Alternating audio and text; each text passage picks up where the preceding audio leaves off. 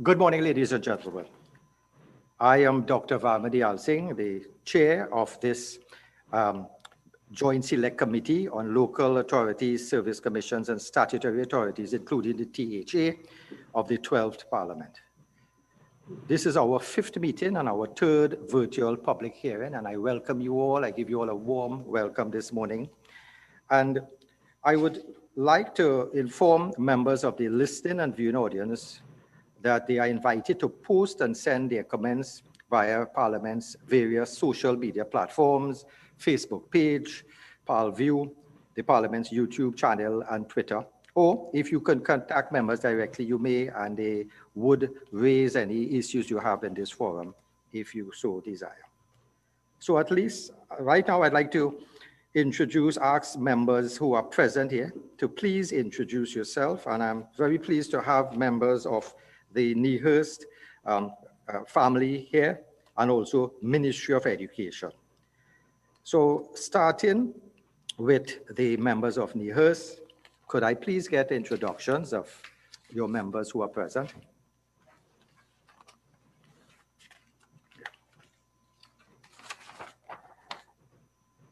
Is Mrs. Marlene Lord Lewis, the president of NIHERST. Could you please introduce yourself? Yes. I think you are mute. We are not hearing Marlene. Good. Could you? Are you hearing me, Chairman? Yes. Thank you very much. We're now hearing you. Yes. Good morning. I'm Marlene Lord Lewis, president of NIHERST. And I would ask my members to introduce themselves, starting with our Vice President, Science and Technology. Hi, good morning. My name is Love Ann Superville. I'm acting Vice President of Science and Technology at NIHERST. Welcome. Good morning, everyone.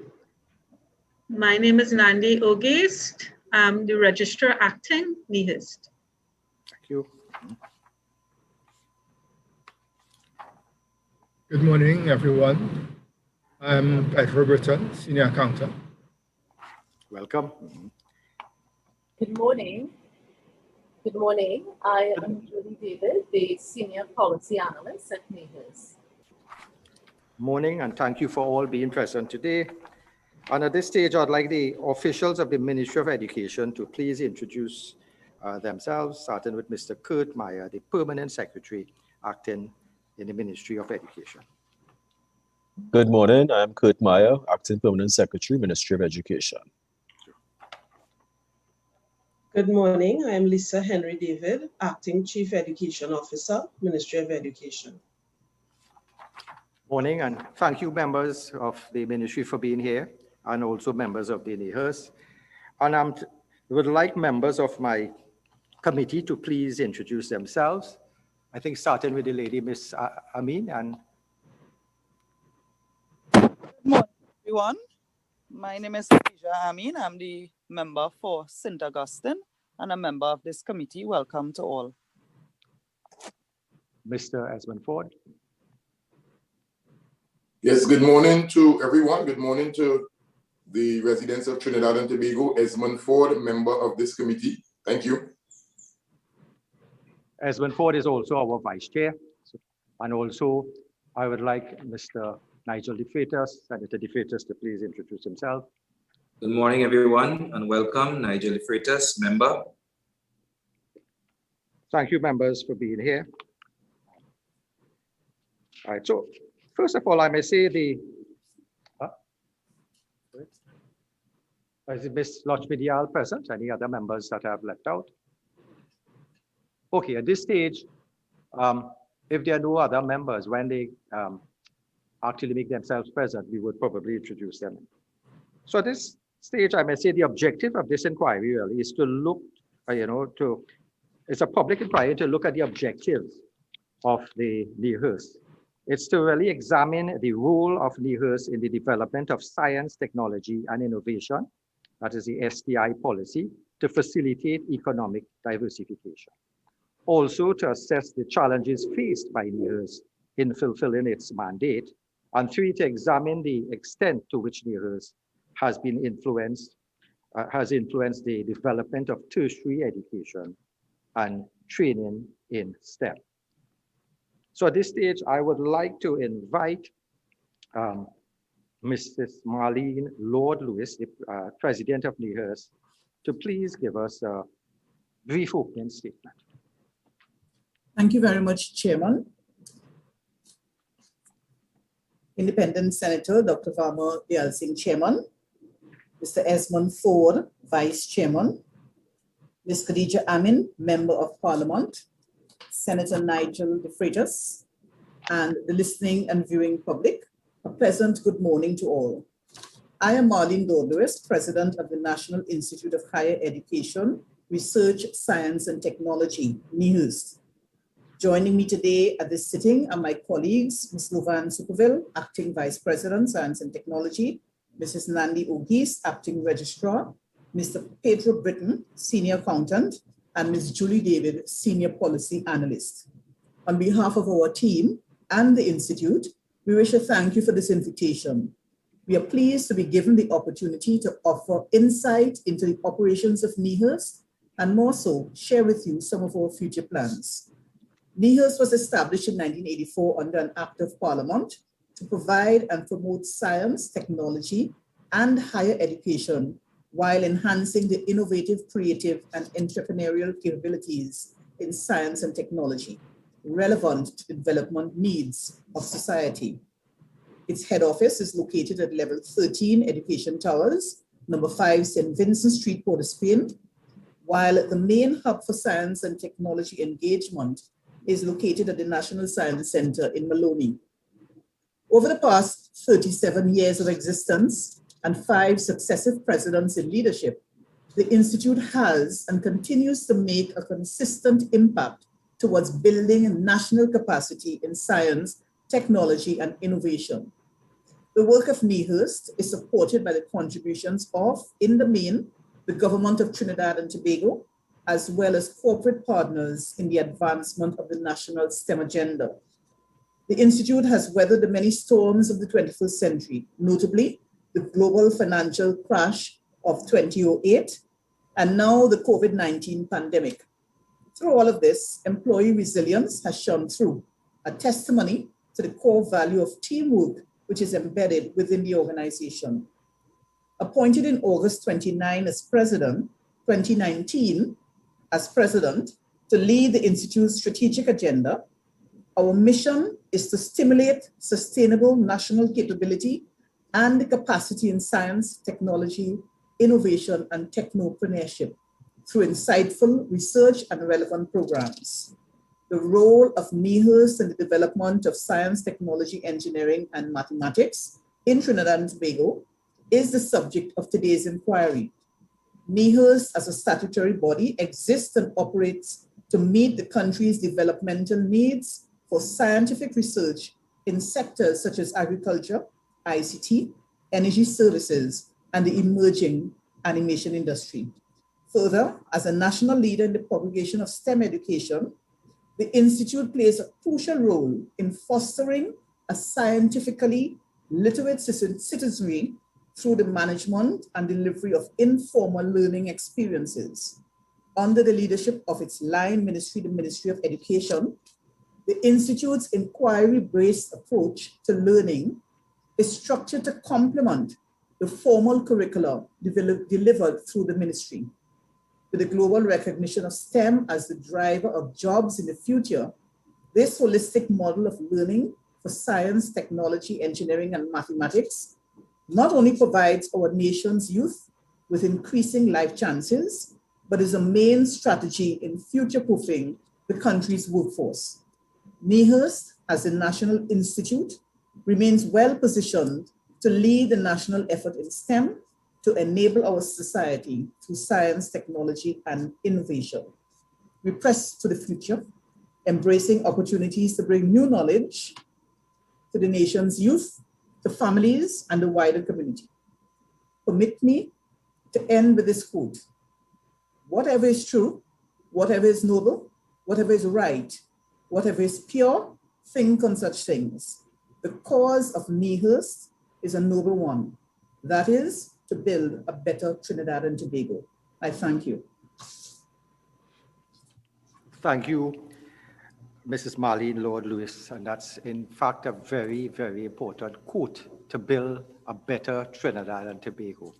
And may I add, CARICOM also, because I think your roles may now, I don't know, when we are discussing your roles, you'll have to probably enlighten me if your role will now be expanded, or has it always been something? I know you have international agencies that you are partnering with, but with our Prime Minister, now head of CARICOM, we will have to look at that role, looking at our economic problems that we have. But it's a very, very important role, and I'm happy you give us a little history of the organization, and 37-year-old organization.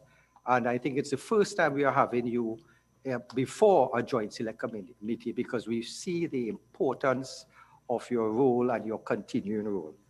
At this stage, I would like Mr. Kurt Meyer, the Permanent Secretary, acting of Ministry of Health, to please give us some brief opening remarks.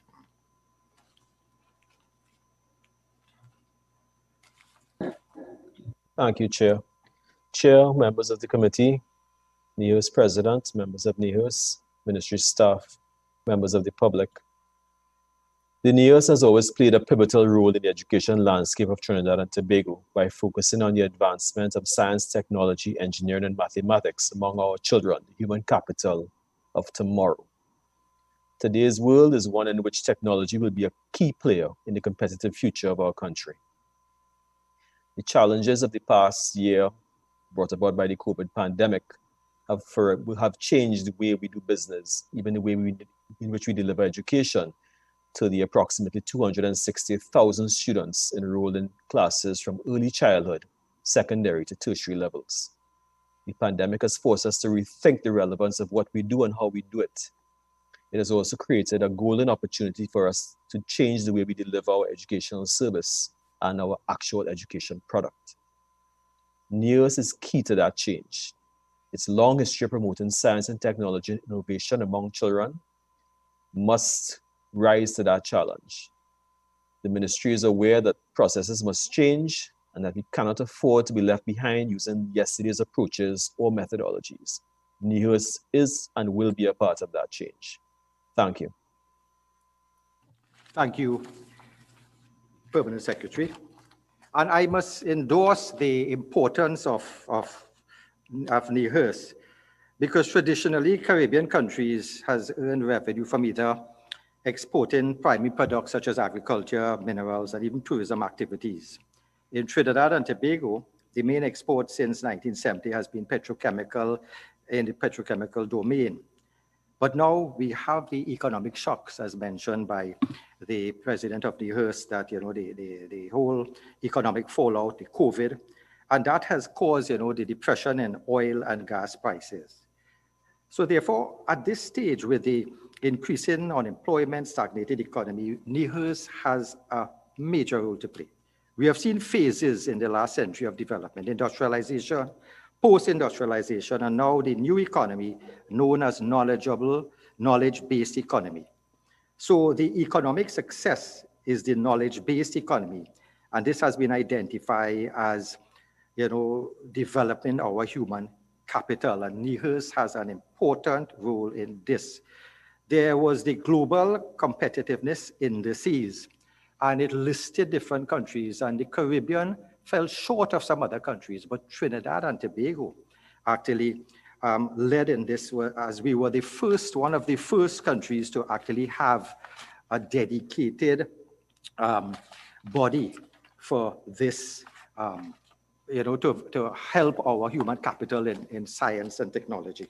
So therefore, we are very, very interested to hear what you have for us, for the future of Trinidad and Tobago, because children are born with a blank state of mind. They need to get some sort of impetus, some sort of knowledge, some sort of interest, rather than go into gangs and all these negative things we are seeing. So even getting the mind of our young ones, I think it is very important to have a scientific related curriculum, career choices, which supports knowledge economy. I think it is the way for economic development, and it's a paradigm shift we have. We know we have to do it, and I'm thinking together we can get an idea how best we can help Nehers in this venture to help our country in the long run. So at this stage, I would just like to start some of the questions, rolling, and I would like to put a question to the Ministry of Education. Now, I would like to look at the revised role of Nehers. In the submission from the Ministry of Education, we saw that your submission stated that in light of the diminished role of the Nehers with the establishment of ACTT, COSTAT, and UTT, there is a need to re-examine the relevance of the institute and its current configuration. Further, the research conducted by Nehers should be informed by the Ministry of Education needs, and the findings should inform science strategies at all levels. So this was the Ministry of Education submission, page 4, question 4, that we had inquired on. So I'd like to ask now, what is the ministry's vision for NIHERST over the next 5 to 10 years? I heard some positive things from the PS, and I heard some, I heard the willingness from NIHERST. So what is the ministry's vision, and how soon can the ministry commence its re-examination of the relevance of NIHERST if you think we need to now re-examine the relevance? So over to you, Mr. PS. I will begin, Chair, and then the CEO will probably continue. But our vision for Nehers is literally an engine room to push a STEM agenda. We actually have, with COVID, a competitive advantage right now. More of our children are actually connected than have been connected at any point in time. So we have an opportunity using the technology, leveraging the technology to actually bring science to more of our students at a greater frequency than we've ever had before. NIHERST is actually best placed to do that for us now, to augment what happens in school, to literally provide a science curricula, to provide an agenda, to provide a future 24/7. And that is a role I think NIHERST is more than capable of taking up for us. That is a mantle that needs to be done. We've done things in the past. We've spent money in places that maybe we need to redirect those resources. But I think NIHERST has, in fact, from the meetings we've had with NIHERST recently, they have shown a great willingness to embrace a new way of doing business, to find a way to perhaps bring technology, bring the learning to more people, a greater number of students, a wider group of students, even from the earliest stages. I think they have actually even started to do work with our ECC students to prepare our CSEC students, to prepare our CAPE students. That is the vision for NIHERST, an engine to drive technology in this country. CEO? Yes, good morning. So to take off from where PS Maya left off, we envisage NIHERST as having bringing the technology into our classrooms from the very smallest children, 3 years old, straight up to A levels, at CAPE level. There are numerous subject areas that NIHERST can add value to. In terms of utilizing the technology, we are even envisaging a role in terms of teacher training to utilize the technology. We are looking now at the possibility of virtual tours and virtual field trips so that all of our children can now access the wonders and beauties of our country, and they can understand how the science, the classroom science, what is in the textbooks, is brought to life and realized within the classroom. And what we need and what we have started at a fledgling level is to have talks with NIHERST and to see how our vision and their vision can mesh and mold and meld so that we can take advantage of the strides we have made during the pandemic to take advantage of the virtual classrooms that we now find ourselves a part of. Because even when COVID-19 is beyond us, we will still be able to build upon the framework and the foundation that has been established thus far. Thank you very much for that comforting words that Nehers is still in the driver's seat there, still assisting. But I'm putting out this question to both the Nehers and to the Ministry of Education. With the COSAT on board there, what is the role of Nehers? Is their role diminishing, or is there duplication of roles in terms of development policy? And in terms of the education policy, I think Nehers had mentioned that there was a policy that was formulated, I think, in 2018. And the Ministry for that science policy has yet to implement that policy into our curriculum. So I'd like to comment on both sides. So starting with Nehers first. Thank you.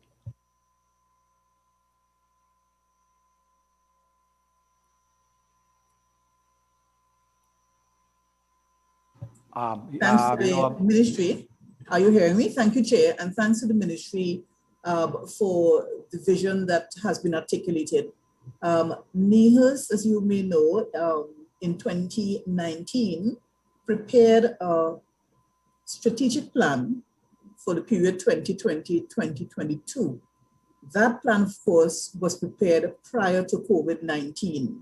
However, the plan envisaged that we will be moving towards a virtual platform.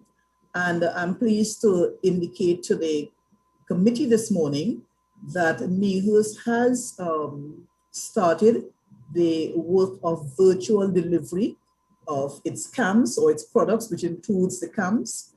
The Nehers has started looking at virtual field trips, and we should be in the second quarter be able to comfortably launch the virtual field trips. Of course, a discussion will have to be held with the ministry to ensure that what we are delivering is what the ministry would like for its population, student population. As you may know, Chair, Nehers delivers its products and services not only to the student population, but we do treat with community outreach.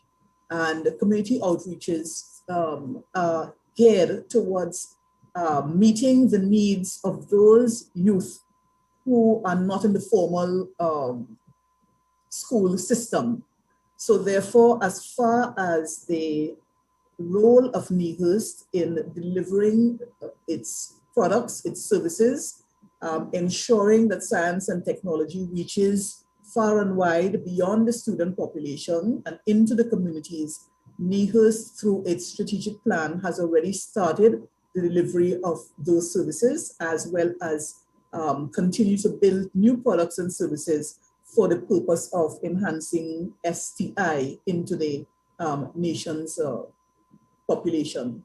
As far as the science policy is concerned, Chair, we had developed a science and technology policy, which in draft was completed in 2014.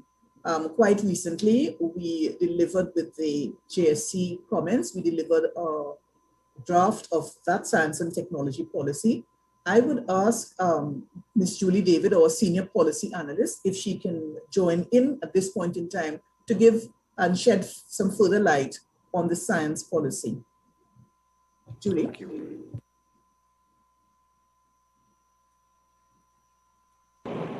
Good morning once again. In 2014, there was the completion of a draft National Science and Technology Policy.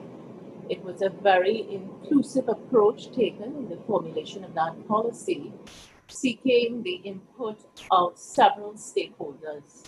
There were about 6 consultations held with specific stakeholder groupings, including the scientific and research and educational institutions, as well as civil society, as well as the Tobago cohort, also the energy, non-energy sector, and also with government officials. Coming out of the policy, and may I add, it's a dynamic document that is subject to be revised for its relevance and applicability, depending on the various contexts that we are faced with in the STI landscape. But the objective of the policy was really to grow what we would call critical inputs. Critical inputs meaning trying to sustain increases in public and private expenditure on R&D. Also, we wanted to look at supporting the development of human capital. Definitely, you need to generate that critical mass of researchers, scientific technicians, and technologists, and equip them with the relevant tools and skills to solve the problems. We talked about also strengthening coordination, collaboration, and governance, and also increasing national benefits from S&T. We would have identified some priority areas and divided it along the lines of systemic and problematic problems. And the problematic problems, we're looking at areas of health, non-communicable diseases, looking at climate change issues, looking at flood mitigation strategies. With the systemic areas, we are looking at areas of governance, areas of funding for research. So am I to understand that this policy was in draft for 6 years and it was given to the ministry recently? How recent was it given to the ministry? It was given to the ministry when the request was made for this draft coming out of the questions submitted from the JSC.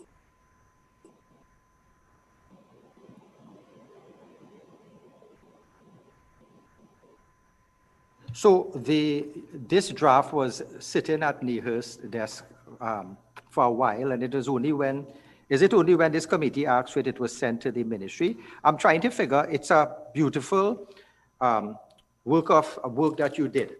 And is it that that work was not given to the ministry in a timely manner, or is it only recently it was given to the ministry? Because I want to try after to ask the ministry if they now had this report, when consideration will be given like a timeline. So could you just clarify the draft that was done? When was it submitted to the ministry? So let me help you in understanding some timelines. That policy would have been drafted between the period of 2013-2014, and that is with the use of the medium-term policy framework, which was the National Development Plan at that time for the country. The draft was submitted to the executive management in April 2014. Following after that, I would have had a meeting with my former president looking at areas that were in need of amendment.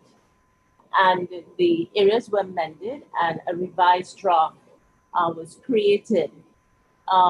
At that point in time, around 2015, we would have had the linking of the Ministry of Science and Technology. And then coming under the Ministry of Education, there appeared to be a shift in focus away from the policy, the STI policy at that point in time. And I must add that in my recognition of important elements within the policy, when formulating the strategic plan that we have, the 2020 to 2022, I included an STI roadmap so as to capture some of the important elements that was spoken of in the policy document. Okay, so I'm hearing it's 6 years this policy was there, but there was a change in the government's policy in terms of the needs for this to be established. So if you are going to have to revise this policy, do you have a timeline that you may need to have that revision in view of the fact that, we have COVID and you may have new elements put in? Correct. I would have to have virtual either focus group sessions or consultations with some of the stakeholders once again to recognize what are the challenges. And I would estimate perhaps between 6 to 8 months, given the... Yeah, thank you. Because you remember, right now, we are in an economic crisis and we are looking at money spent in giving us a report. So I think the populace would want to know that they are getting their worth. And yeah. I think, we need to show that somehow a report was there. Times have changed. We are now revising that. But within the 6 to 8 months, we might be now pushing that report, to the Ministry of Education now to see if they would now move forward. So a question I would like to direct to the Permanent Secretary. Is that still on the government's agenda to, if you get that report, that you would now try to implement it into the national curriculum? That's one question.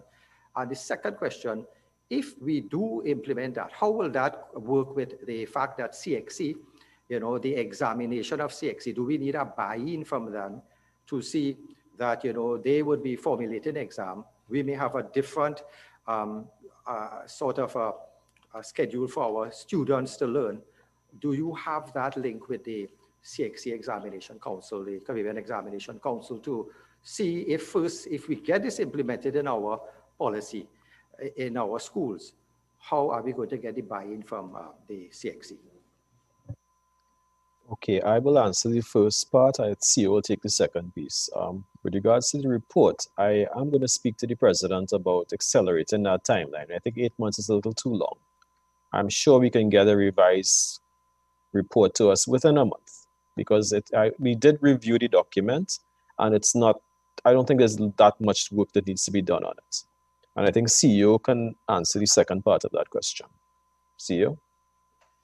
So with respect to the inculcation of what is in the report at the Form 4 and 5 and 6 levels, what we really need is to have the product of NIHERST dovetail with the CXC curriculum rather than the other way around.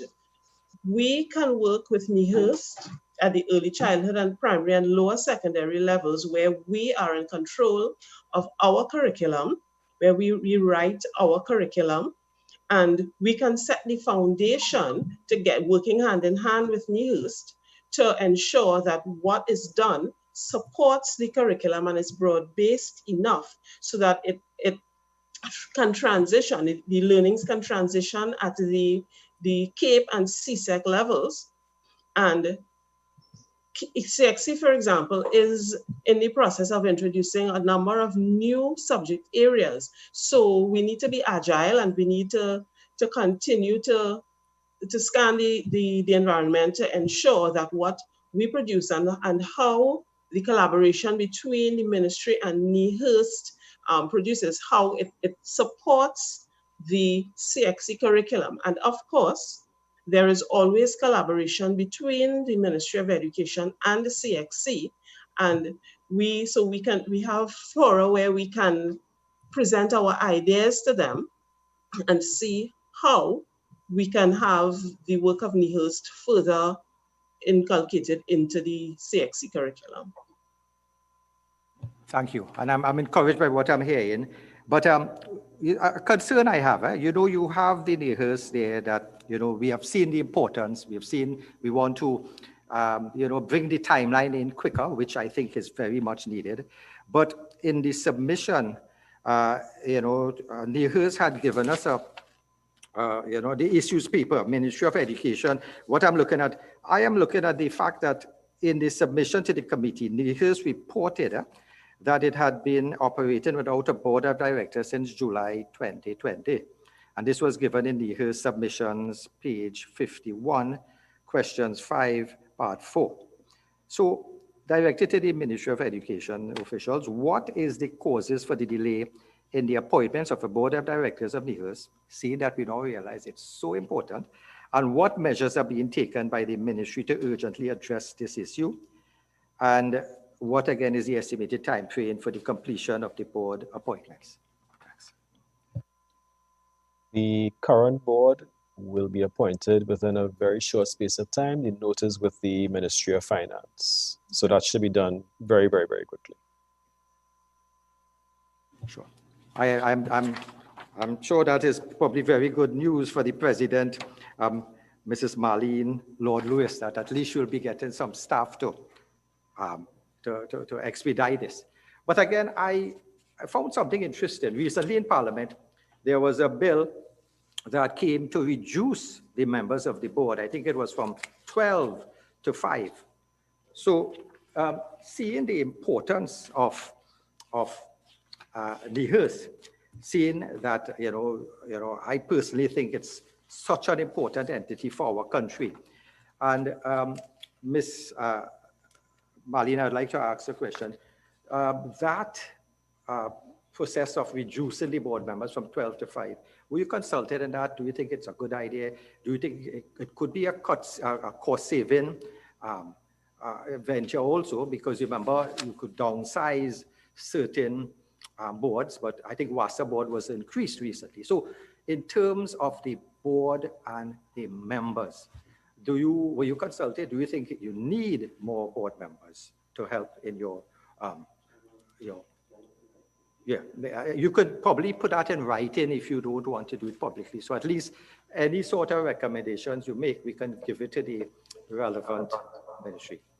Yes, we will definitely put it in writing, Chair, because we do have some views with regard to how a smaller board will be effective in driving science and technology. Good.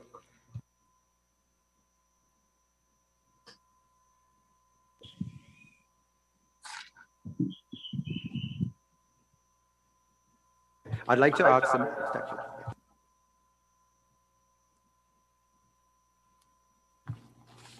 I think member Ford has had a question that he wanted to direct to. Mr. Chairman, thank you. The Accreditation Council of Trinidad and Tobago, is Nehers governed by having to be registered with the Accreditation Council of Trinidad and Tobago? NIHERST, the programs are not registered under the Accreditation Council. The programs that NIHERST has developed. But what I would ask is Ms. O'Geist, who is our registrar and who was part of that particular process, if she can share the intention of the ACTT as well as the alignment of our informal products that we deliver to the population as it relates to the Accreditation Council.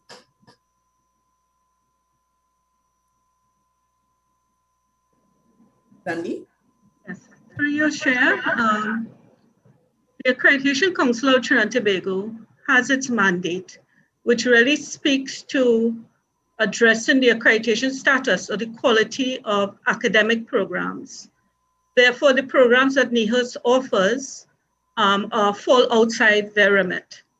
The Accreditation Council, as you may know, the origin started within NIHERST through the Committee on the Recognition of Degrees, which basically started with foreign qualifications and then expanded to look at the accreditation status of local institutions and programs.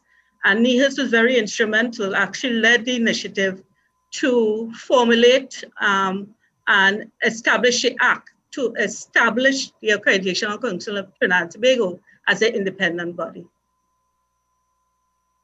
Hope that answers your question. Thank you. Thank you. Mr. Chairman, a follow-up question, again directed to NIHERST. You stated that there was a reduction, and I quote, a reduction in the percent of qualified full-time staff conducting research. This was as a result of the resignation of policy analysts and prioritization of areas during COVID-19. That is stated, Madam President, on page 14, question 4, Roman numeral 3. And the question I ask, how has NIHERST maintained its efficiency in light of its staff reductions? That's one. And secondly, how has the COVID-19 pandemic further impacted the operations of NIHERST? Thank you.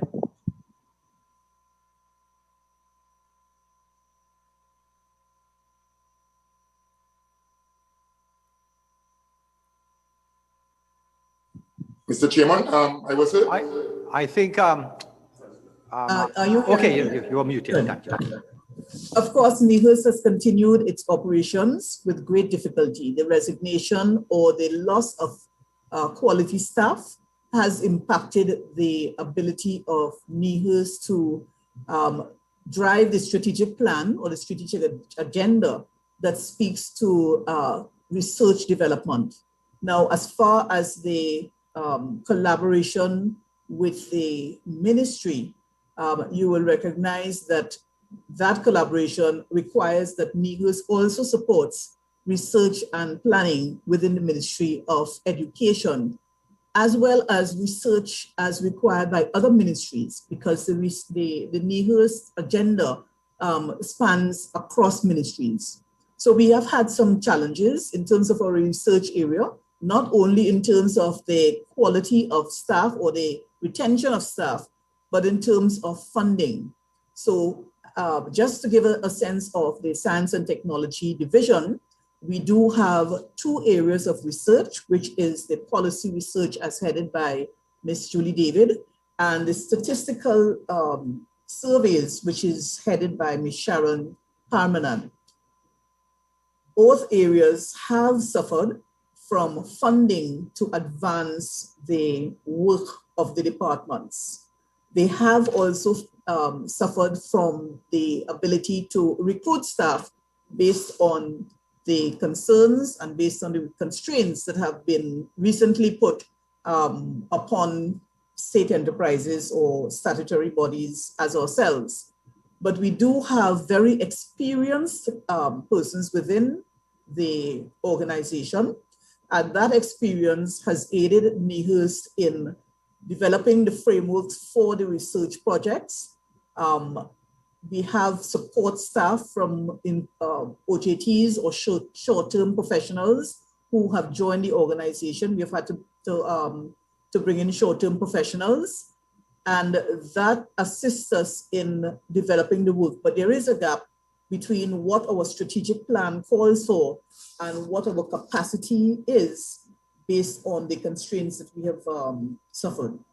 As far as the COVID-19 pandemic is concerned, as with all other organizations, the protocols that we have had to put in place has caused us to have our staff as the first priority. So we do have rotation that happens within the organization because of unique situations with the staff. So the COVID-19 pandemic has caused some disruption within the organization. We have also seen that a working from home model is something that we would want to look at to determine the feasibility of that option in the future. We, however, work to ensure that our staff is safe, and that is our utmost priority. Mr. Chairman, a follow-up, please. Madam President, NIHERST has its own powers to employ individuals, so you have to go through the Ministry of Education. We can, under the Act, we can employ, but we do have an approval from the ministers required when we employ staff. The NIHERST has an establishment which has been in 1984 when the organization started. Sometime afterwards, the establishment was determined, and the establishment comprises 54 permanent staff. You will recognize that our submission, we have indicated that the staff complement of NIHERST is 102. Most of the staff is made up of contract employment. So we have been able to engage through contract employment the staff that is required in order to deliver on the work programs of NIHERST.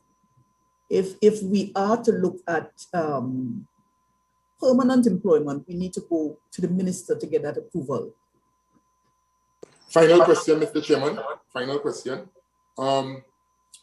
Now, your board since 2020, mid-2020, has not been in place, right? So you all are basically operating on policies that have been set by the last board. That's right. And in anticipation of the Permanent Secretary, Mr. Meyer, mentioning that we should be getting a new board, we are anticipating that with the new board and chairman of this board will be able to operate in synergy with what you all have to fulfill in going forward, and then they may come with a new mandate. Yes. Right? Again, as the president, you are anticipating a smooth flow and to ensure that operations continue efficiently and effectively. Absolutely. We do hope and we continue to have good relations with our board and with our ministry. The word collaboration and deeper collaboration with the ministry is important as we go forward. And you are correct, the board may come in with a different mandate, but history has shown that there is good relationship between the board, the ministry, and the management in advancing the cause of NIHERST. We are, however, quite capable and cooperative in terms of the new mandate of the board. This is a different time, COVID-19. This is a board that will be coming in and starting off its activity under the umbrella of a COVID-19 environment. Thank you very much, Madam President. Mr. Chairman, I'm fine. Thank you. I think Member Khatija Amin has a question for the members of NIHERST. Yes. Hello? Yes, are you hearing me? Yes, we are. All right. So my question had to do with the new lab that was being set up. When you, I'm just looking for the issues sheet here, sorry. All right, when you sent your report, you indicated that the NIHERST Digital Fabrication Laboratory is the first of its kind to be registered in Trinidad and Tobago and in the region. I wanted to get an idea of how much money was invested to create this lab and what sort of notable achievements you all would have had from this venture and what you look forward to in the next 3 to 5 years in terms of outcomes or what you expect to do with this digital fabrication lab. But can you also tell us how much money was invested to create this lab?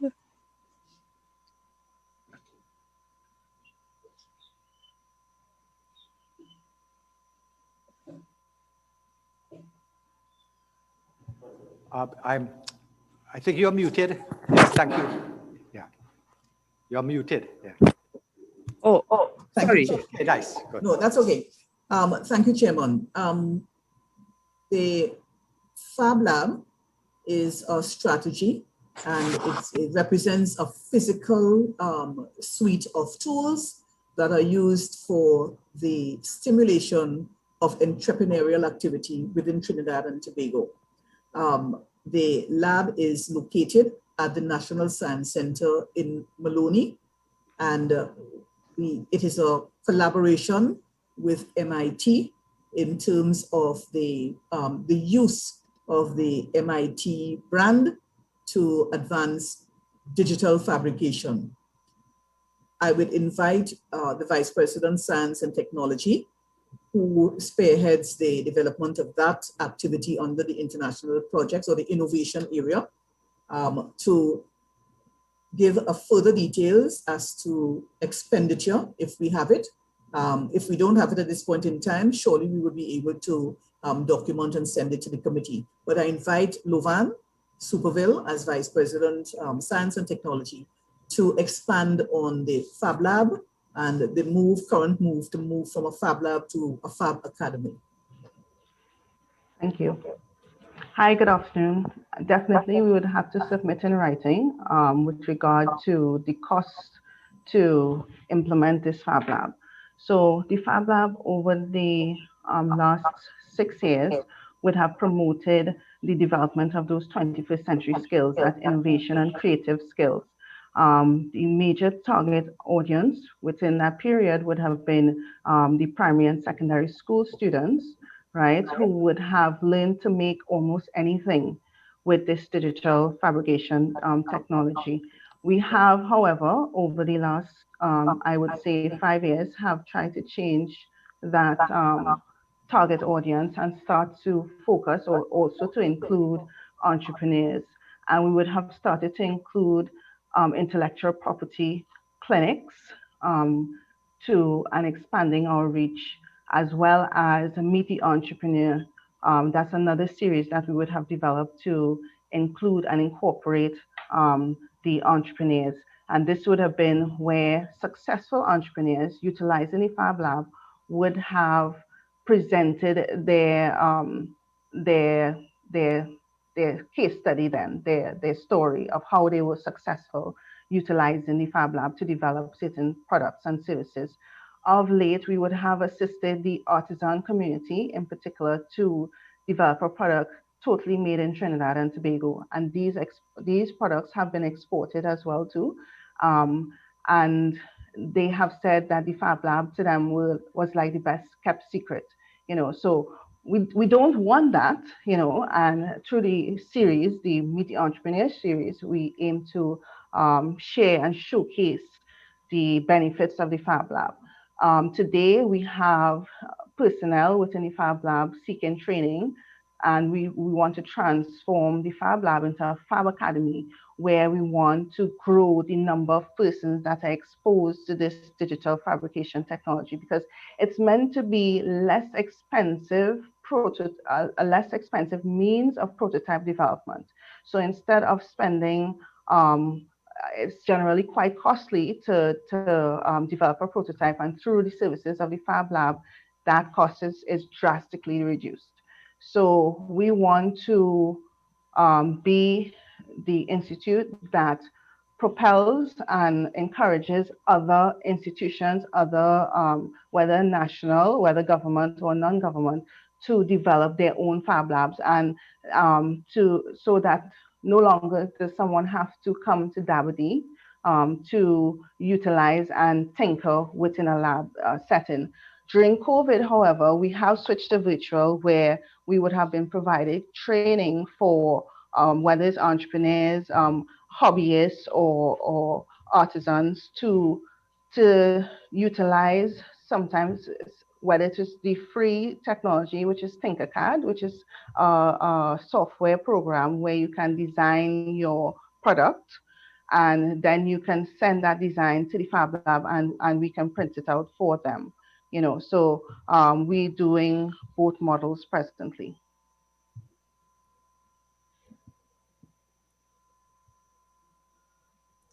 Okay, another thing, of course, would have to be with the ability of NIHERST to have professional development to advance the Fab Lab and the Fab Academy. You indicated that you had approval for some funding from the European Development Fund in August 2020 for development of, in terms of training. So has this, you indicated you had approval. Has this money been dispersed? What is the amount, and what about how many people would be benefiting from this training?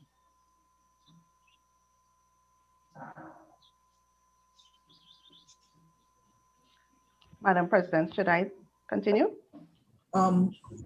Just in terms of the money has been approved, and we will give you, we can send you a schedule as to the planned disbursements, but suffice it to say that the intention is to train 6 of our technicians within the Fab Lab that now operate within the Fab Lab. We have, at present, there are 3 technicians that are being trained, and we have rescheduled the other 3 to be trained next year. So the money has, the disbursement of the money, we have gotten a schedule from the ministry with regard to that particular activity. We can present to you what the overall schedule is. We do have 3 persons in training at this point in time with the Fab Academy training, and we will train a further 3 next year. Luvan, do you want to add to that? No, I think you were able to capture. All right. Can you give us an idea of what are some of the key components of the training activities?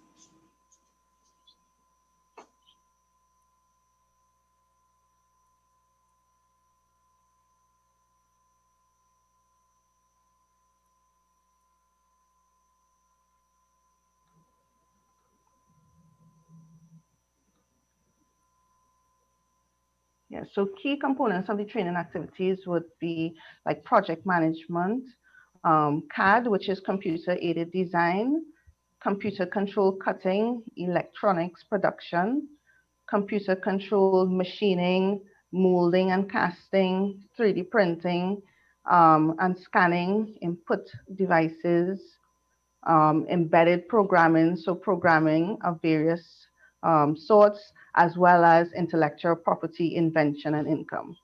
Those are some of the areas that the team will receive training in. All right, Toti. I think personally, I think NIHERST is one of Trinidad's best kept secrets.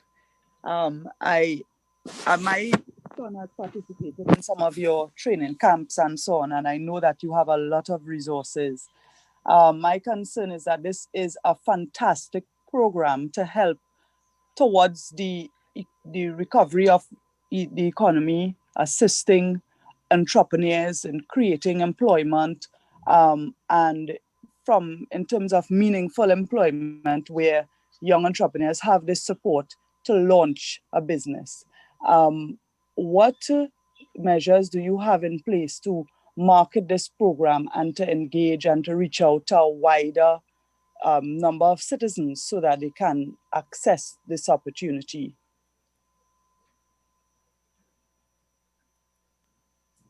Well, as we mentioned earlier, with the training done under the Fab Academy, we are now available as NIHERST to expand or extend the training to other parts of the society.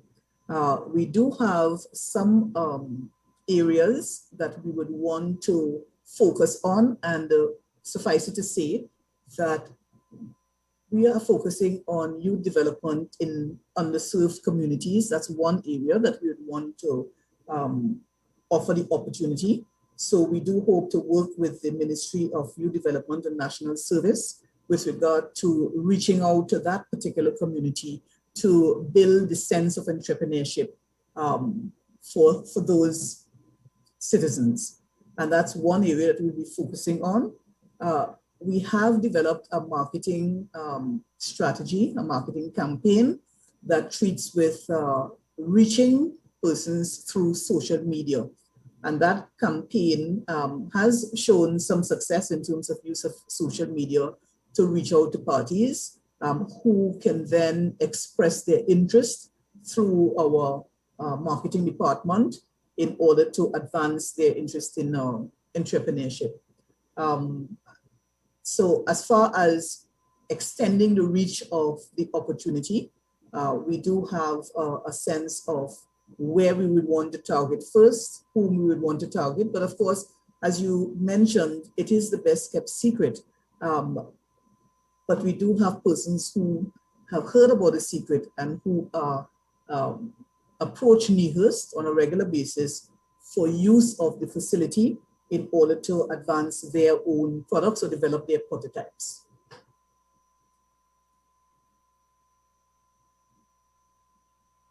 Thank you. That is much appreciated, Mr. Chairman. I don't know if it is possible for NIHERST to send us that document in terms of their marketing plan. And I think it is something that the committee could discuss and make recommendations, because, for instance, where we have young potential entrepreneurs in places like UTT and so on, you know, we may be able to make some recommendations to reach out to more persons who can benefit, because I really believe the key to, you know, this thing is not just jobs, but entrepreneurship to improve people's future. And it certainly falls in line with some of the development goals, the national development goals. So I would appreciate if we could, the committee could have the opportunity to look at your marketing plan and make some recommendations, perhaps to the ministry and so on.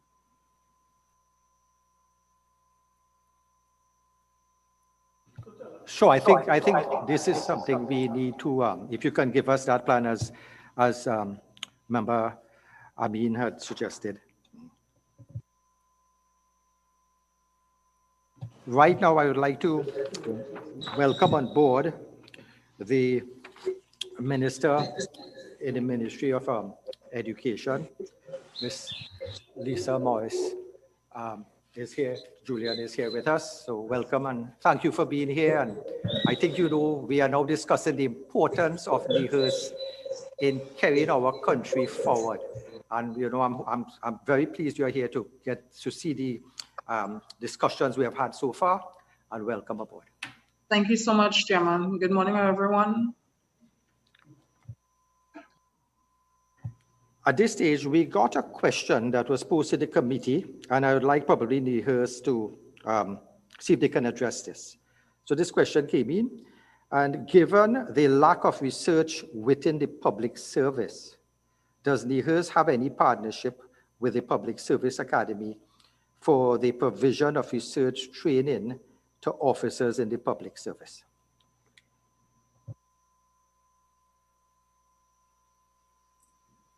Well, Chairman, I must say that's an excellent question.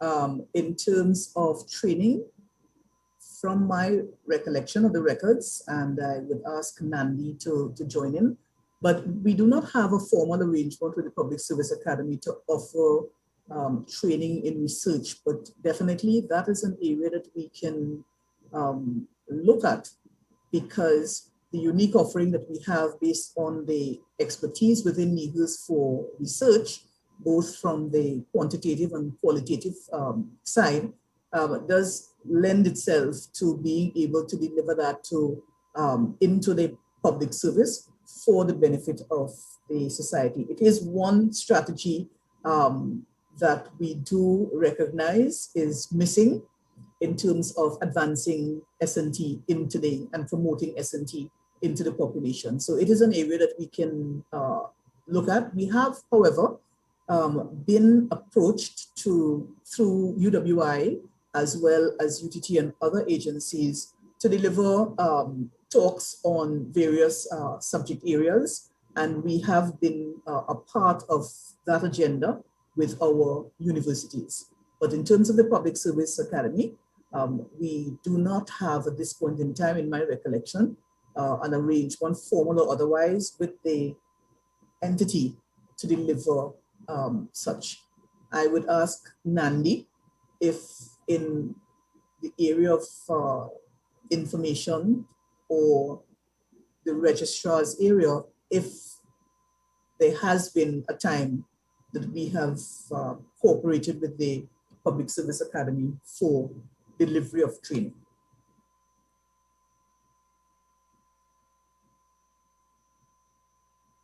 Nandi? Thank you, Madam President. Through you, Chair, I'm not aware of any such linkage, but I think it's a very good idea to build national capability in a very important area as research. So I really I support the President's recommendations or comments. Well, I must say, when I looked at the research you did so far, it's very impressive. The details that you went into looking at the educational system and the ability of students to perform in mathematics. I mean, it was very, very precise. And I think you're the envy of a lot of persons now doing research. And I think you have mentioned that persons did reach out to you. So I think you will have to expect that even with your probably reduced budget, more persons may be reaching out to you to help with this research. And but I would like to, so we've been hearing discussions that we know your importance. Funding is an issue. Board membership is an issue. Finance is an issue. But I need to just draw your attention. Right now, in the United Kingdom, Wednesday, the 24th of March, 2020, there's a debate in Parliament where they are looking at science and discovery centers, which is just like NIHERST, support for the education in science and careers in STEM subjects. So presently in the UK, there is a debate on the government in the UK actually not supporting STEM in schools after the impact after the coronavirus pandemic. So somehow the challenges that we are facing down here, we are seeing it in the UK. And this is a detailed report where a colleague in the United Kingdom Parliament sent to me actually listing some of their challenges. They are looking at STEM in schools, the impact of the coronavirus pandemic. They're looking at financial support for providers affected by pandemic restriction. And they are actually saying that there are other bodies that are giving support, like certain NGOs, certain companies that needs this scientific development. And it was amazing to find that a letter signed by 157 STEM professionals who said that the sector was at imminent risk for a major disaster if they were not supported. And they were actually asking for 25 billion of emergency financial support for their sector. So looking at this list, we saw many scientific centers have also had redundancies and staff and also had to take out loans. And they actually are knocking on the doors of the government to protect this precious national asset, which you are, to continue to engage young people with science for years to come. Another challenges they looked at is STEM A-level entry. So they actually looked at the persons entering the A-level or the CAPE, and comparing that there was a drop. So in England, they said there was A-level students entering with any math subjects, increased from 35% in 2015 to 2019. But they went on to say there were also a drop in certain science subjects that occurred. I looked at your report and it was detailed. And in your report, what struck me also is the fact that in a lot of our educational systems, you had noticed that the females seem to be far surpassing the males in entrance into certain professions. And I think this is something I think the Ministry of Education will need to address in case we have our males in society, young boys who may be having that level of being lagging behind. So a disparity is alarming with boys being left behind. And again, this was also noted. Yes. Just sorry for the interruption, but I just want to declare my interest as minister in a ministry. But I see my very able PSs there. And I am paying very close attention, Chairman. As you know, I respect your views a lot and I'm taking notes. Thank you. Yeah, so definitely I will get the views from your PS. And I was looking at this paper that was given in terms of the United Kingdom debate that is about to occur. And it's a similar debate that you're looking at. Similar debate that you're looking at. So therefore, PS, are we going to look at any sort of the disparity in males that we are seeing in the educational system? Have you thought about any means to address this that we are seeing here? The problem with male participation, not just in science, but overall, it has been a concern for us. And we are developing strategies to try to address it. CEO could perhaps elaborate on that. Thank you, Mr. Chair.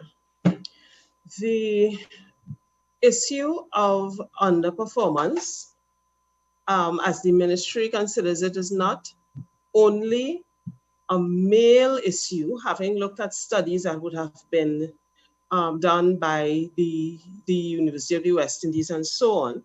It is also an issue that plagues certain socioeconomic strata, whether the students be male or female. The ministry is acutely aware of the issue of underperformance, And our strategies range from curricular supports to other types of supports, psychosocial supports for our students, as well as support systems such as meals and transport to ensure that the children get to school, to ensure that when they are at school, they are focused, to ensure that we capture any issues that may be preventing them from accessing learning. So, for example, we have screening of our youngest students as they enter the system to see, for example, if they need glasses or and such. We continue to provide the student support services, and we are continuously working as work between student support services and the curriculum division, as well as supervision, to identify students that may have challenges and to address those challenges through the curriculum and through teaching and learning methodologies. These efforts can be supported by research on additional areas which may affect teaching and learning and the acquisition of learning, as well as to identify additional strategies which may be able to assist all of our students, be they male or female. Yes, well, I'm glad that that you're aware and at least trying to address this, because I was looking at the table we had gotten from NIHERST's submission, Trinidad and Tobago graduates of public higher education institutions 2016 and 2019. And I was alarmed at the amount of, the disparity where more females are basically entering the professions and are doing extremely well. And at this stage, there's a question actually that came in from a member of the public where they had asked, this question is, what is the process for private companies and or educational institutions to partner with NIHERST to engage in research and development? Again, they love your research, so people will be knocking at your doors. So.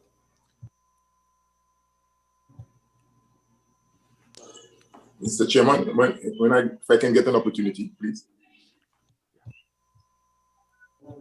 Yeah, I'll wait for the response from the president and then probably Mr. Ford.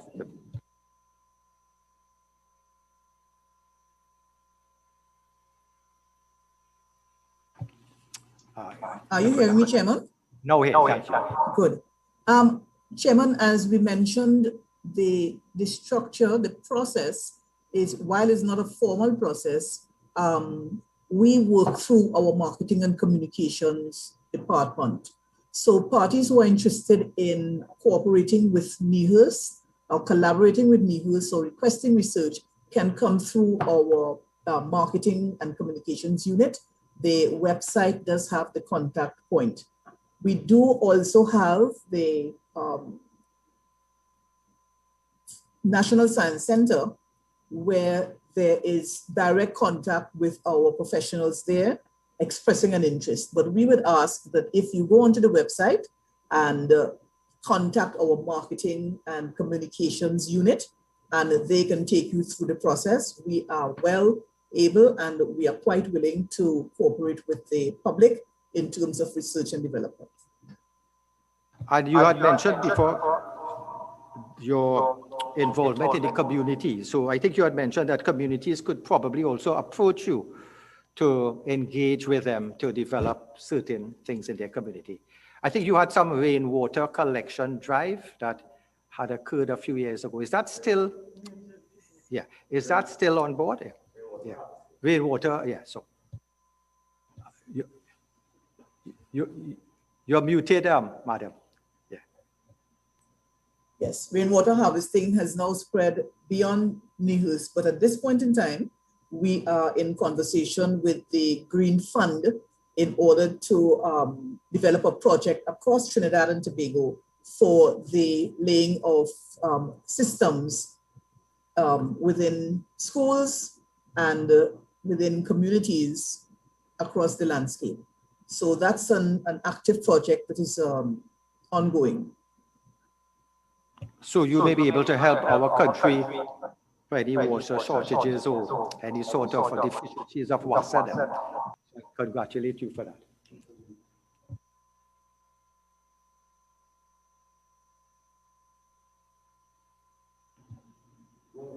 Yeah, you're muted again, madam. Yeah. You're muted. If you could repeat, please. Yeah. Yes. Definitely, Chairman. NIHERST is willing to make an intervention there. That's a part of the objective of the rainwater harvesting projects. We do have some testimonies from beneficiaries from the rainwater harvesting that spoke to the issue of water supply and the fact that there was a rainwater harvesting system. They were able to continue having their school operate in the absence of supply from the public system. Is there any sort of relationship between yourself and WASA to develop such ventures in the future? Yes, we do have an arrangement with WASA. In fact, WASA is a prime partner in development of the rainwater harvesting system. And I will ask Lovan to give the history of our collaboration with WASA in terms of their intervention or their role in the development of our rainwater harvesting system. Lovan? Sure. Hi, good afternoon. Yes, so we partner with WASA through its agency, Water Resources Agency. So we collaborate directly with the Water Resources Agency, and they assist us in identifying those communities that are suitable or that are water scarce communities that are suitable for the initiative. The community identified, they would also determine whether the rainfall within that area is satisfactory for the development of a rainwater harvesting system as well too. So we partner with them in identifying the communities, as well as recently we put water gauges or gauges to determine how much water is actually used at the community centers where we install the rainwater harvesting systems. So they provide technical expertise. We also do a public awareness component of the initiative where we go into these schools. We promote water conservation, the benefits of rainwater harvesting, etc. So we collaborate with the Water Resources Agency of WASA when we install the 22 systems throughout Trinidad, as well as we will collaborate with them again on the Green Fund initiative. Thank you very much. So I see you are doing a wonderful venture to assist the members of the public who had problems getting an adequate supply of water. So it's commendable what your organization has been doing. I've been hearing like the training you have been doing, but I want to find out in terms of skill set, have you looked at the job market, what it entails, what the future, what different ministries would need, and somehow try to see if we can look at having retraining of persons within this sector with the STEM and sector, the way you could look at tailoring the educational system and persons knowing that, hey, you would go into this course, you may have a job market available for you later down the line. I think NIHERST has also been training nurses, but is there any other professions you are looking at in terms of giving our young persons a sort of a positive effect that you go into this, there will be, or there should be in the future, post-COVID, something that you can have in terms of if you get on board with our educational trust? Chairman, part of our strategic plan of 2020-2022 envisaged looking at the STEM labor force, developing an audit of what are some of the careers that would be required, and we can redirect the current labor force or current workforce into those STEM careers. We have recently been confirmed a meeting with the Ministry of Planning that is doing a manpower audit, And while the full agenda has not been set, we are hopeful that that will be part of the discussion with the Ministry of Planning and Development in terms of a manpower audit, in terms of developing the STEM labor force. Now, we do say that STEM determines the future jobs. Those jobs are not yet defined, but the ability of a citizen to be trained in STEM will give them a better chance to be part of the labor force. We talk about future-proofing our workforce, and we believe that once we advance STEM in the society, that helps in future-proofing the workforce. But of course, a structured approach by looking at the audit together with our ministry would be most useful. Yes, well, I think I will allow the support to come in after this comment. I think actually trying to tailor jobs, job skills to professions will get the buy-in from the public more that, hey, there is something there, jobs that we can look forward to. And I think it's something you should probably consider. Right now, I think Member Ford had a question I think he wanted to direct.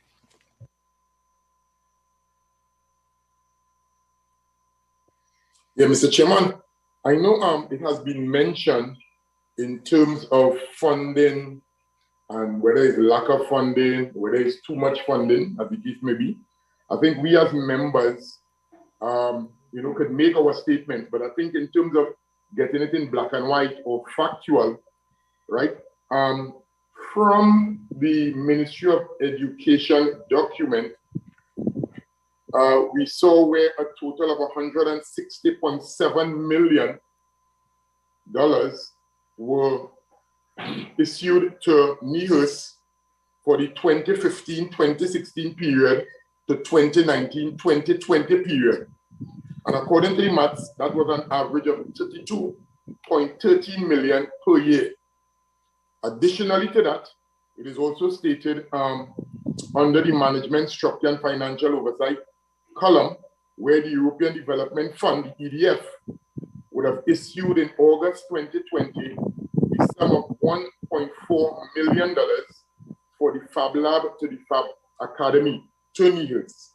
So my question to whether the Permanent Secretary or to Madam President of Nehers is that in terms of the funding as quoted here over that period, of that 5-year period, was it adequate? One, did it satisfy your needs? And again, if probably you may need to give this aspect in writing in terms of some of the allocation of the funds that were received for that 5-year period. Probably that last question. I don't know if you can give us a little gist or if you put it in writing, please. We can provide funds in writing, but for the 2020 period, what you can see is really, it's not an average, it's really a decline. There has been a significant decline because I think the current and PSIP in 2015-2020 was $36 and $31 million respectively. For 2019-2020, it was $18 million and $0.8 million. Is it adequate? It will sustain life at some level in NIHERST, but the reality is that funding across the board has been cut significantly, and we all have to tighten our belts and do more with significantly less.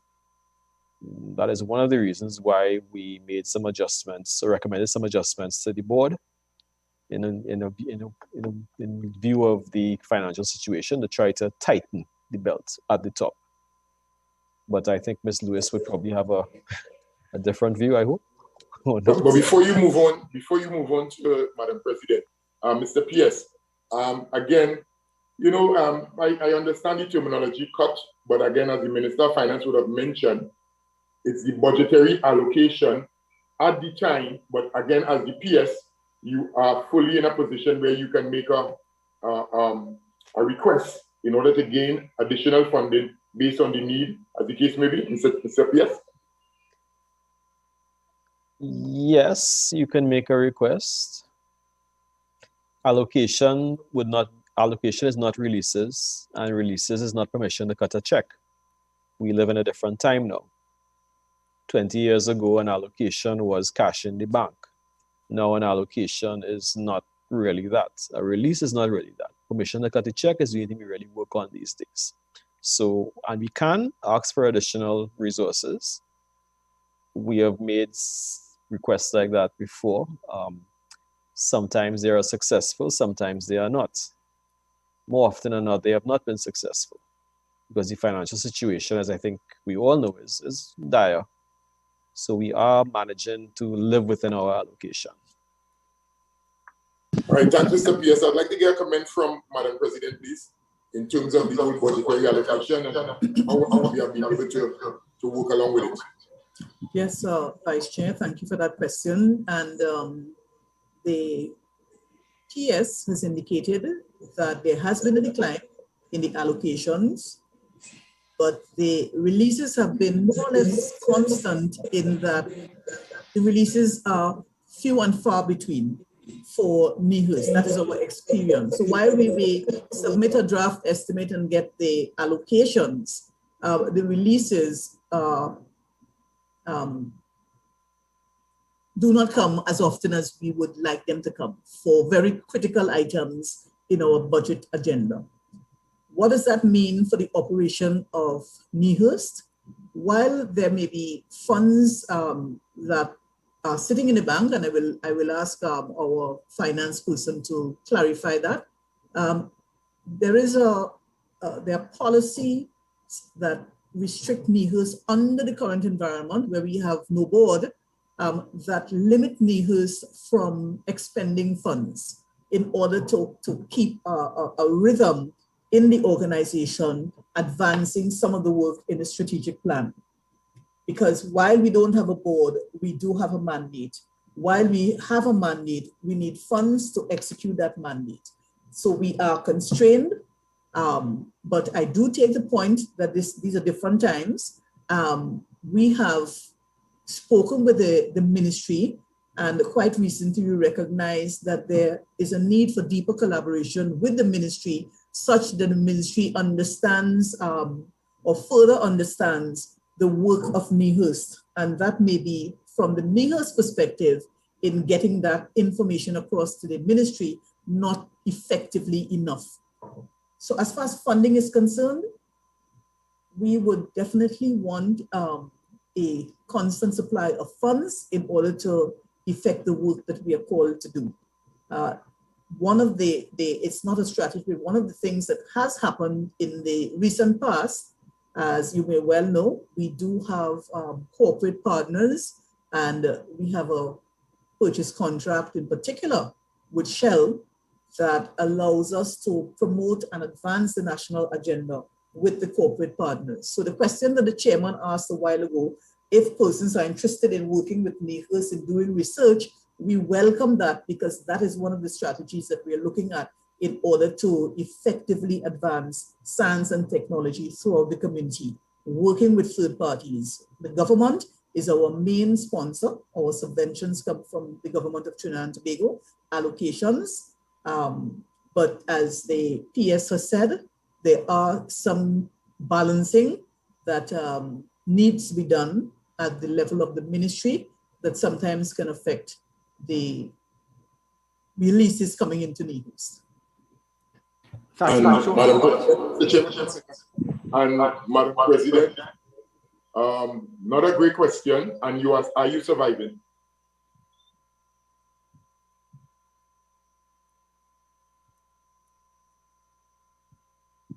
Madam President?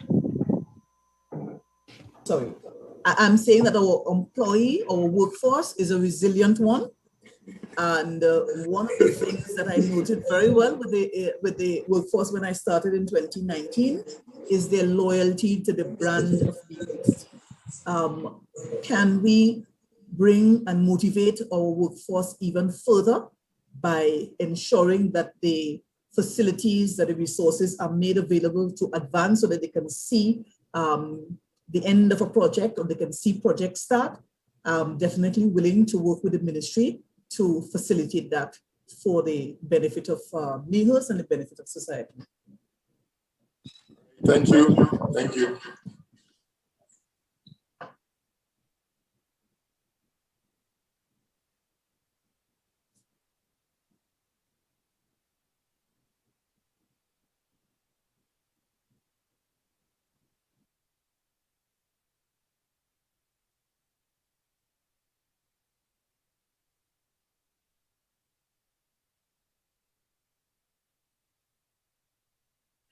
Not hearing you, Mr. Chairman.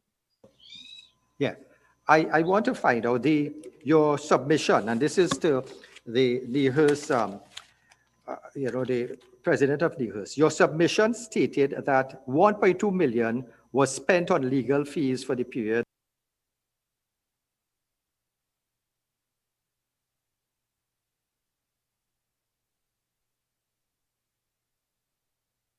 service watch. I want to know what was the purpose of retaining legal services during this period, and is Nehers currently a party to any legal matters, and if yes, briefly indicate the basis of such legal action.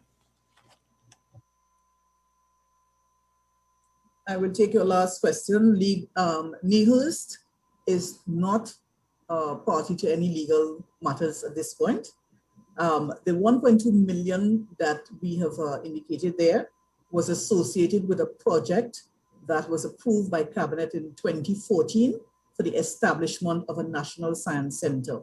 Now, we spoke of the National Science Center as the hub for science engagement. It is located in Maloney, Dabadie, and the Cabinet in 2014 approved the establishment of a new National Science Center. The work of that team, the work started in 2012, and until 2017, the work had stopped, and we had engaged legal services for the project development and the various contracts that were being anticipated.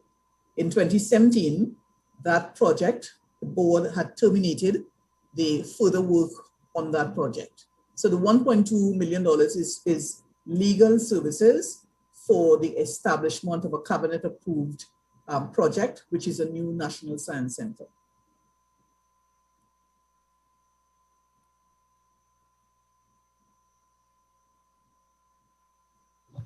And so in terms of the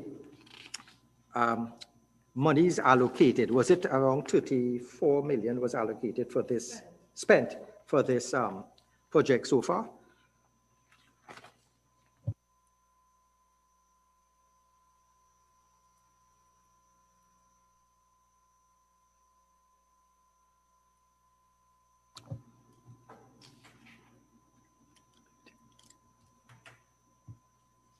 So we need some, you're mute. Yeah, good. Yes, Chair, the $34 million that is quoted there was spent on project development works from 2012 to 2017 or thereabouts. And the works included the development of architectural designs, the preparation of the work site, and the project site is located on Milton Road, Indian Trail, Hoover, which is next to the Hoover Hospital. So most of the monies that were spent were based on preliminary work such as architectural designs and development of roadworks. Do you know why was the project terminated? When the new board came in 2017, the last allocation was $1 million. And the board determined that the project, there was no funding that was made available to continue the project. And that was part of the reason that they sought to terminate the project in 2017. Well, seeing that, the economy is in such a state, do you think that you may want to go after such a project again, or is it a revision in terms of our economic times that we are having now? Would you care to go back into that project? See that all that money was spent already, and the taxpayers may be looking on and say, hey, that's a lot of money. Do we could we afford to go into that project again at this stage?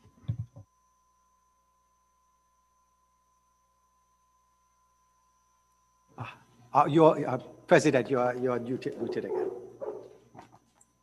Yes, in terms of the quantum of funds, of money, just to give a background, in terms of the project itself, the project was estimated to cost $656 million. And of that approved funds from Cabinet, 34 million was spent.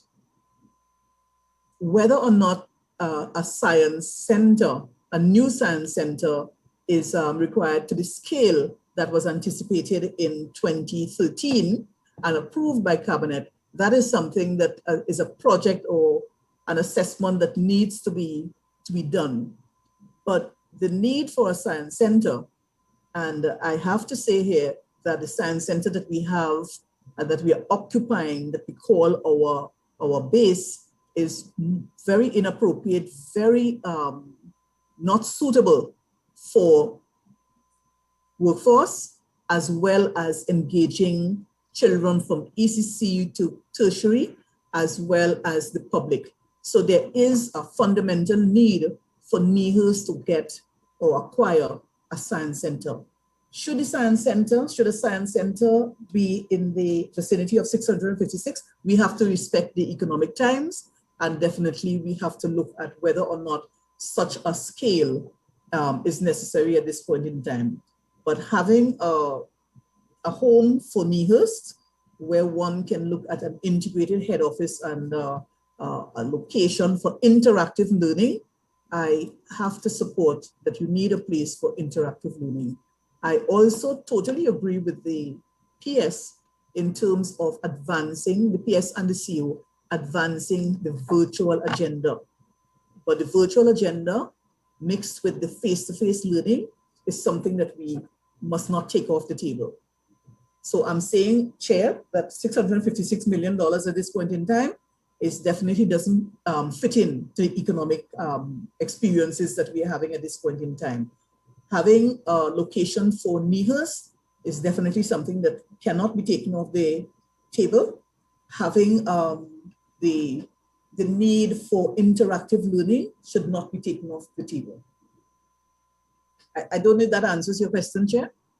Yes, it does. So I looked the SWOT analysis that was given before, and it had described the environment that you're now in as unsafe, unsuitable infrastructure at the National Science Center. And you know, this, I think, have me a little alarmed that, you know, children are going into that structure. Your staff is there, the OSHA requirements and these things. So again, you did mention that we definitely need something better. Do you have any comments to make about the more details about the parent health and safety matter, you know, of this NSC? I would ask that we provide the committee with a more comprehensive report on the issues around our current location at Dabney. And that will give you more insight into why we are not taking off the table the need for a home for Nehers. So with your permission, we can provide you with documentation on that. Yes, so I see that, and probably that could be a part of our recommendations also, that your environment needs some improvements. I think we are probably going to be wrapping up in 15 minutes time, because there's a sit-in this afternoon in the Senate. So I'd just like to push into questions. This question would be to the Ministry of Education. One of the key findings of this survey of energy services was as follows. Graduates of UE and UTT petroleum engineering programs did not demonstrate an ability to make a smooth transition from academia to industry. The submission also mentioned that there is a visible gap between the knowledge and skills they are imparted and those actually demanded by the employers in the labor force. And this was, we got this from your submission, page 54. And I want to know, from her submission, I want to know what is the ministry's views on this finding because here you are trying to train individuals for the labor market. And what measures has the Ministry of Education considered to equip STEM students to transition more effectively to the work environment?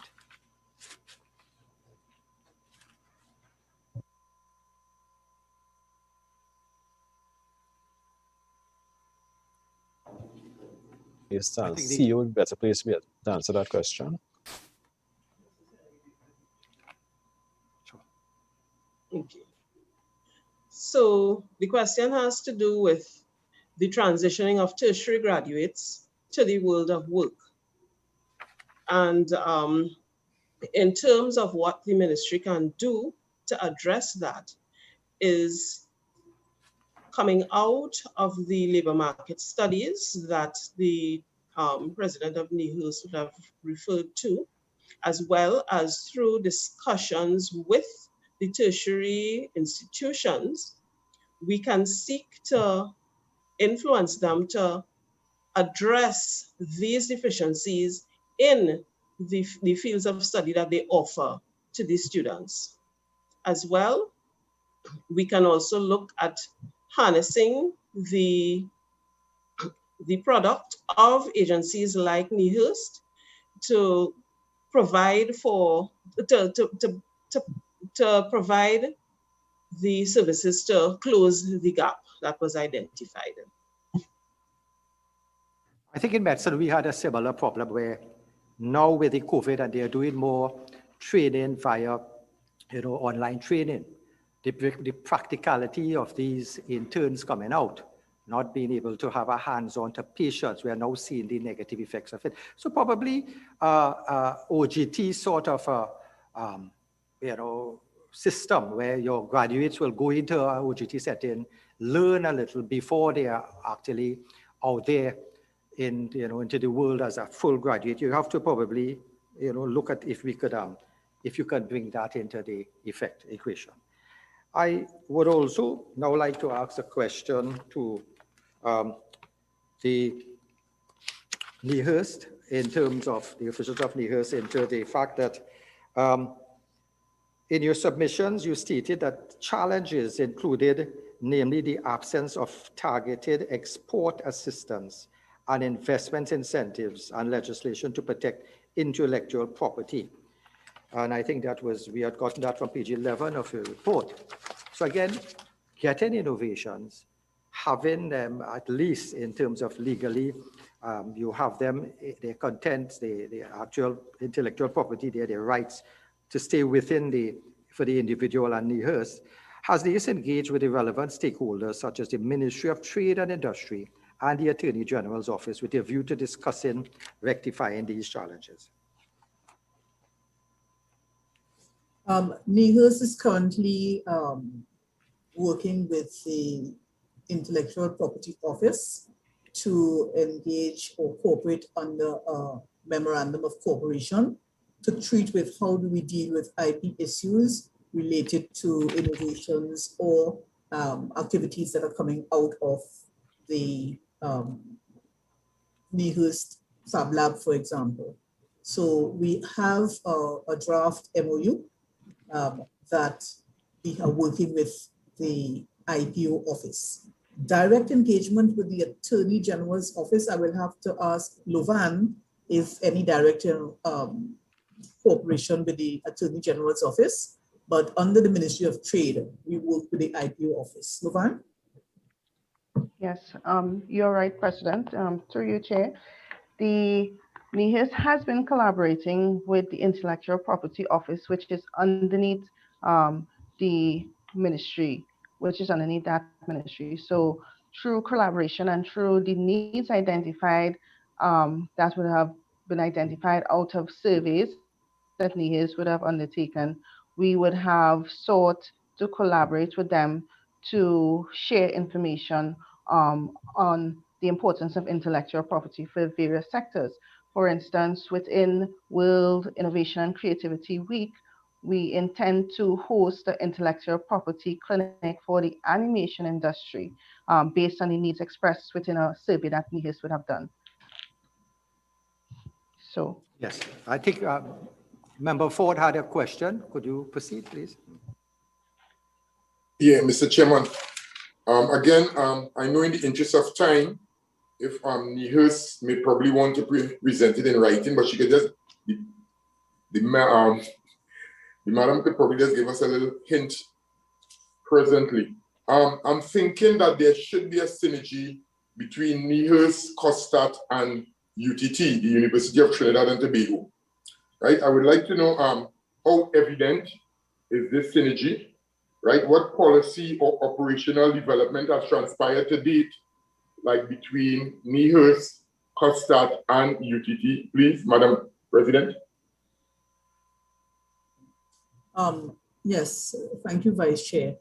We have worked more so with the University of Trinidad and Tobago. There is no formal memorandum, but we have drafted a memorandum for advancing collaboration and cooperation with UTT.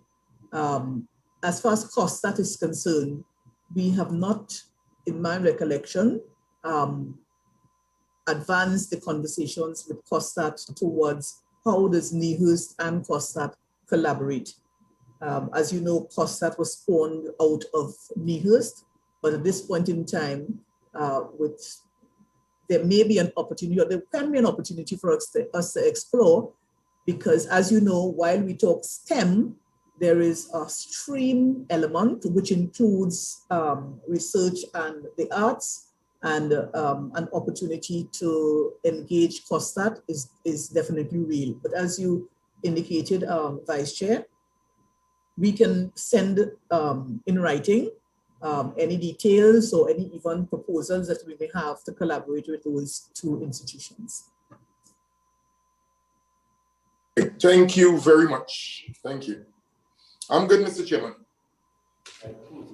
Yeah. So again, looking at the time that is taken on us, I would like to say, well, we heard a lot of good stuff this morning, a lot of promising stuff, a lot of their needs also needs to develop. And I'm just thinking, President, quickly, just give me very quickly, what are some of the best things NIHERST has done over the past few years, just to get the public buy into this? Well, the first thing that comes to mind is the establishment of the Science Center, which is the basis for interactive learning. With its over 200 exhibits, it is open to the public. So what it does really is, while you have students in the classroom, and there are some stats that say that students are exposed to science for 5% of their time, and the rest of science is learned outside. The Science Center allows that. And we can call it a science center, we can call it a museum, but this is an opportunity to have interactive learning. The next best thing is definitely the Fablab, because the Fablab aligns with, as Member of Parliament Khadija Amin said, that we are no longer looking at just jobs, we are looking at developing entrepreneurship. And those are one of the, or two of the things that come to the fore immediately. And I think you had some international collaboration with NASA and these persons also. Yeah. Yes, we do have international collaboration with NASA. And what we have seen is in recent times that the graduates of this initiative have been able to utilize their skills and research methodologies that they have developed to even assist in solving problems within their workspace. Yeah, and I saw, I think it was in the newspaper 2 days ago, that they got 3 new life forms were discovered in the space station, ISS. The American and Indian scientists have gotten a new species. So again, this will excite children. This will excite the scientific world. And I think you are there to tickle the imaginations of the children. 3 new life forms, we can actually work to get that imagination going in kids so they will be more interested in science. So I think at this stage, are there any more questions any of my members would like to pose to this meeting? Yeah. Okay. So at this stage, I would like to ask for closing remarks brief closing comments from Ms. Marlene Lord Lewis, President of NIHERST. Well, thank you very much, Chair.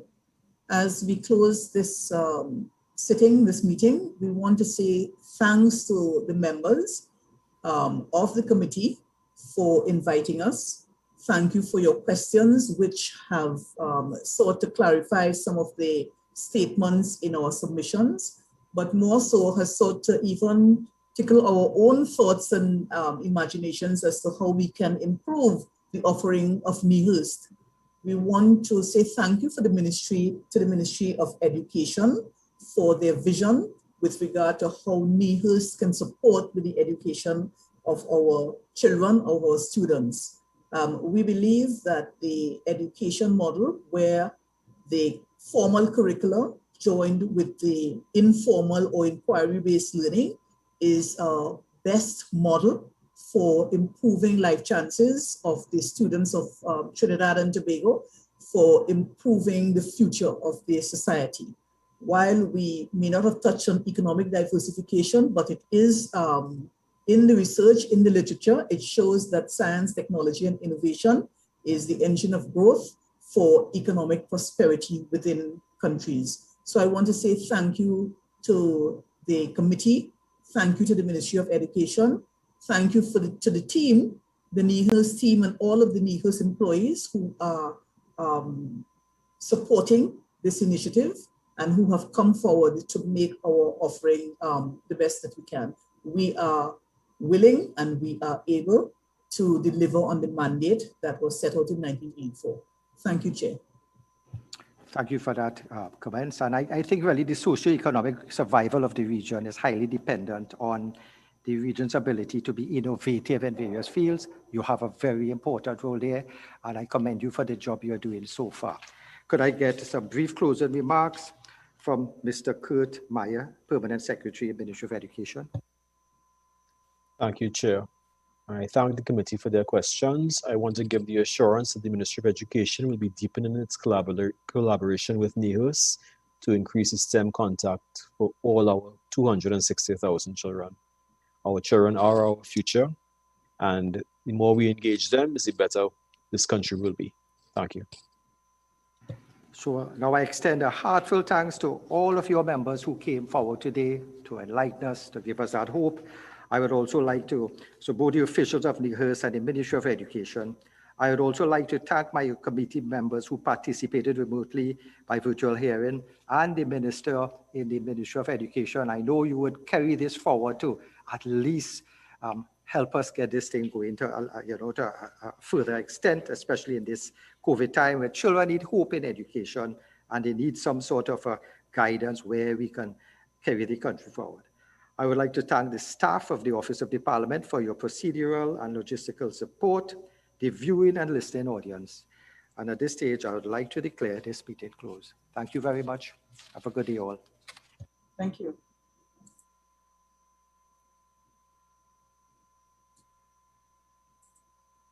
Thank you, everyone. Have a good, safe evening. Bye. Thank you.